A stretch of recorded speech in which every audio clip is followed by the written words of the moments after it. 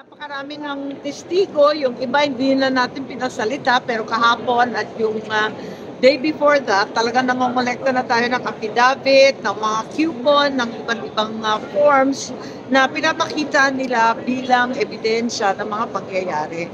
So natutuwa naman ako kasi nabubuo natin ang kwento at pinapahiwatig ko lang sa mga ibang opisyal na napapanggit, hindi naman natin pinupursige ito upang pahiyain sila or pagtawanan sila or ituro sila, kundi para malaman natin ang katotohanan at itigil na itong PI na klarong-klaro naman ang dami na nagsalita.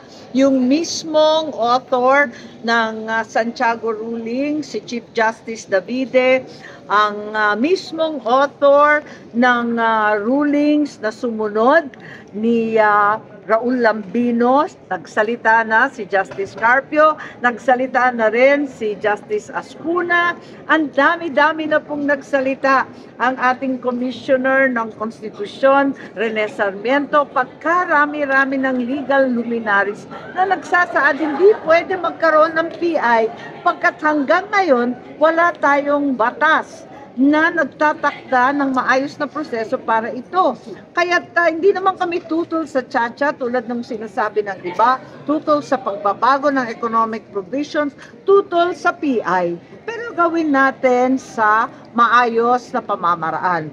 Huwag natin insultuhin ang mamayang Pilipino na pinapapirma sa kanila o hindi man lang nila alam, tinatakpan pa, kinukubli pa, talagang linilin lang na survey lang daw. Tapos, maliban dyan, sinasamantala pa ang kahirapan ng buhay at kamangmangan nating lahat. At sinasabi na bibigyan ng pera, masasama sa iba't ibang proyekto ng AIX, ng TUPAD, ng DOLE. Ano ba naman yan? Talagang nakaka-insulto na ang ginagawa nila. Huwag naman ganito. Gawin natin sa tamang pamamaraan, sa pagkukonsulta, higit sa lahat sa pagsasaayos ng bagong batas na maliwanag yung PI na yan. Pagkatapos alamin natin kung ano ba ibig sabihin ng People's Initiative. Hindi katulad nitong narinig natin na pinilit-pilit lang sila.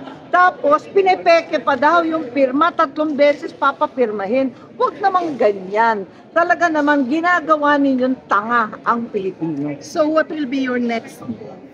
Well, I'm actually exhausted by these hearings. It's a very, very depressing spectacle. I would much prefer to wind down, but on the other hand, there remain certain members of the Senate who still want to hear from Mr. Anthony Abad, who is actually at the bottom of every form. We still need to derive for the minority leader the donors list for the highly expensive TV ad of 55 million pesos. And there are so many other witnesses who have been mentioned. There are so many other names that have been mentioned by our witnesses today and in the last hearing that have not been able to come or refuse to come.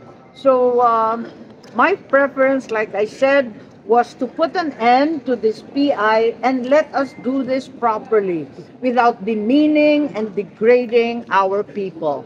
The Constitution is not for sale. Neither are the Filipinos for sale. Ma'am, are you going to issue an open invitation to Congressman Nograles? Kasi repeatedly it was mentioned, di ba? Well, unfortunately, certain party lists and congressmen were mentioned. As I said earlier, I have no desire to humiliate or embarrass or ridicule any congressman. They are, after all, our peers and colleagues, and we are obliged to work with them. But there is nothing I can do about witnesses who mention them time and again. Senator, si House Majority Leader Manuel Dalipe po. It's very curious that they now invoke interparliamentary courtesy after passing out the form to hundreds of thousands of people trying to abolish us, the Senate. May kortesiya pa ba pag inuupakan na kami at pinapabura? Gusto nila, ibagsak na, tanggalin na yung Senado, tapos ngayon, umiiyak at sinasabi, oy, mag-courtesy naman kayo. Nakakalito naman yata ito. Question? Yeah, Senator, yung kay ano po, House Majority Leader Dalipe, in-urge niya yung Senate na i-ano na po, terminate na yung PI inquiry at ipasa na lang yung RBH 6. Nakakatuwa nga sila humingi sila ng ceasefire. Ang akin naman, nag-umpisa ito sa inyo. Ibasura na po ninyo yung PI na yan.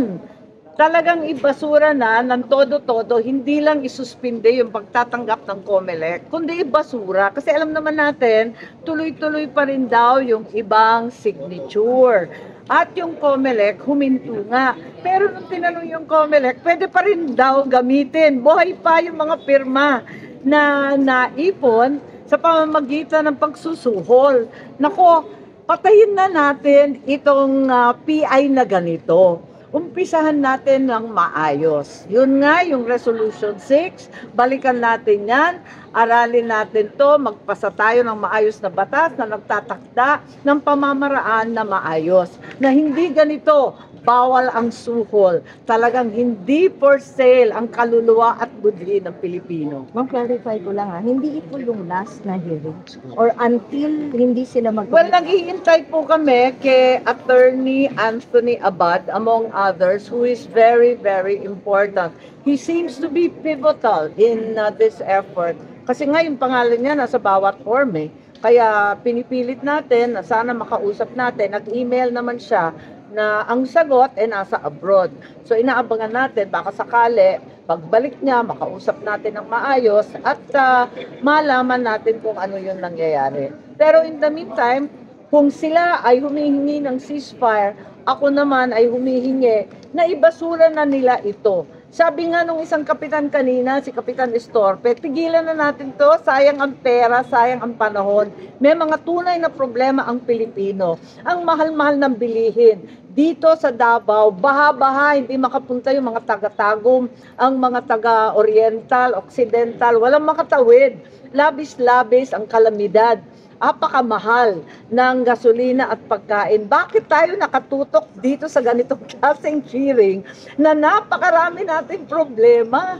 Naku talaga naman, sa palagay ko, pamilyang Pilipino, hindi ito ang pinag-aabalahan. Sabi nga nung survey, 1% lang ang nakatutok sa Chacha. Baka kami na nga yun. Ayoko maobliga dito sa ganitong klaseng problema na hindi naman pinapansin o pinoproblema ng pangkaraniwang Pilipino. Tulungan na lang natin ang tauhan natin, ang taong bayan, na umiiyak sa hirap ng buhay, sa napakamahal na bilihin. So pag nag-commit sila na stop na talaga yung PI doon, mag-stop na rin. Yeah, sana magkasundo na itatapon na, basura na yung mga signature. Alam naman natin, nakamangmanga ng nagamit, suhulan ang pinatakbo. Abay, itapon na natin for all time, Hindi yung itambay muna tapos i-recycle. Sabi ng COMELEC, baka magamit pa yan sa susunod na plebiscito. Walang ganyanan. Ibasura na ninyo ng todo, umpisahan na natin ng maayos. Thank you, Sen. Thank you, sir.